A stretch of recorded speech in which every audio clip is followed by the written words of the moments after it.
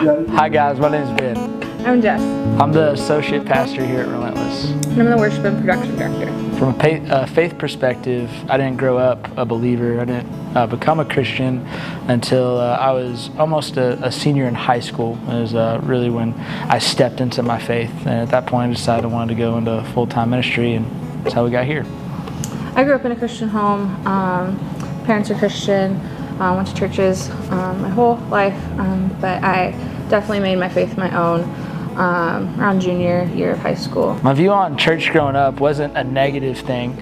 I just didn't go. I actually liked people that were at churches that were in my community, in my neighborhood. I thought they did a lot for our community, and I was appreciative of them, but I just didn't know Jesus, and I didn't attend church. But because of those roots and because of those people connecting to me when I was little, and me making the connection between the church and those people doing things that were helpful for our community, it made it easy for me when I did become a believer to want to get involved and plugged into the local church. Church growing up for me was just kind of a routine.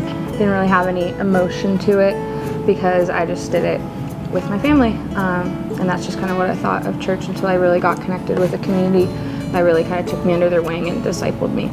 Relentless and what it means to me is something that's important to our life. It's something that is a community of believers gathered together to share the gospel, but also to be the gospel, to be the love of Jesus on a consistent basis. I've been blessed to be a part of for the last couple of years now. Since we came on in October of 2020, it's something that we've taken really seriously, and just been blessed to be a part of a community of believers that are here to share the gospel and just be a community that's centered around the love of Jesus.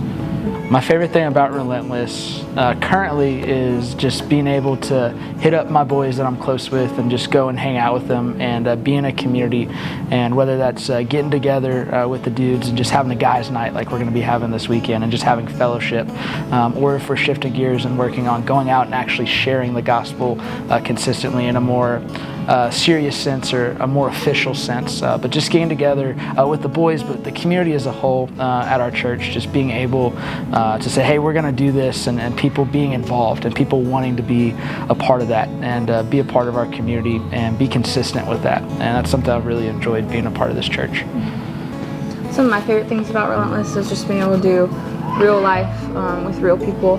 So people can just come over to my house at any time. I can be invited to multiple different things a week. Just being able to have that community, knowing that it's real and it's never fake, it never feels forced. We're just loving on people and loving on each other, and it's a good place to be. Yeah, the planned stuff is great, but it's really special when we have things that aren't necessarily planned, but that we can just do together. Because when you start doing things with people on a consistent basis, that doesn't necessarily have to be a planned event. That's when you're getting pretty close with people and growing deep with the people that are in this church. And that's been a really cool experience, being able to do stuff last minute that we don't necessarily have planned, but that people want to be a part of, and that's been special. I hope people would know that Relentless is a place that we want you to be at. It's a place that we're full of broken people, but we're here and we serve a great God that can make beauty out of the brokenness. And it's something that we're centered around and about and want people to be a part of. And no, we don't want to be known for who we are, but for who we serve. And I think as a church, we do a pretty good job at that, and want to continue to do that, and that be the focal point of everything that we do as a church. And that's something that I definitely enjoy about Relentless as a whole. Yeah, definitely. We want to do life with you, and that's something that I've felt from just being around other members of the church, but also just a passion that we've kind of taken on is we want you here, we love you. We want you to join the family. The future of Relentless is something we're really hyped about, and something that we think is really exciting right now. We got into our new building here at Pensar, and this is a great place and space, and I'm just excited to see the growth that comes with that through being in this community and pouring into it, and the fruit that's going to come from being consistent, investing in the people that God has called us to invest in this community specifically. So it's something I'm really looking forward to with the church. Mm-hmm. Something that's really exciting is you walk in these doors and you just feel the excitement of what the future holds and how we're growing, and just who's here and who we're going to be able to reach. So you just feel the energy, and you feel how God's moving, in all of our hearts and how we're serving and our service, and it's just an exciting time. Outside of serving and being on staff here at Relentless, we also own our own business. We make handcrafted candles with a purpose. Part of it is to help sustain ourselves financially, and part of it's also just to give back to the community.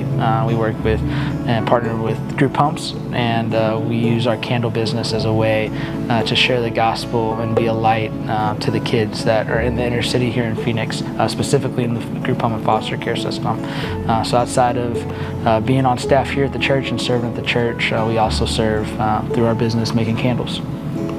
Group home ministry is important for us because those kids are some of the marginalized. They're the least of these, as Jesus talks about in the Gospels, and it's a group of people that we're called to specifically love on a consistent basis that most of the time goes uncared for. And so it's a group of people that we're called to love, and it's a need that needs to be met. And when there's a need, we want to be a group of people as a church, but as individuals as well, that go out and meet needs and share the gospel on a consistent basis. And so it's a group that we're very passionate about. So where there's a need, we see that need, and we just wanted to be able to meet it. And this is how we decide to do that on a consistent basis. As a church, we are truly for the city, and we have a lot of that population, foster care population in our city. And so we're definitely called to love on those people, no matter what they look like, no matter their story, no matter where they are, we meet them where they're at.